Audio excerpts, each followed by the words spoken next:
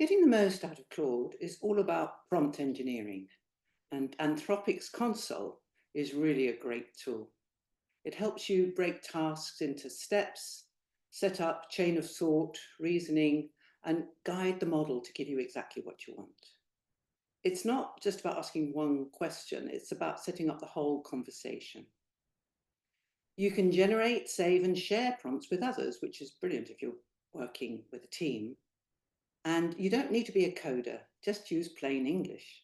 Anthropic Console can turn a vague statement into something very clear and specific, and you'll be amazed how long the prompts are when they're really efficient.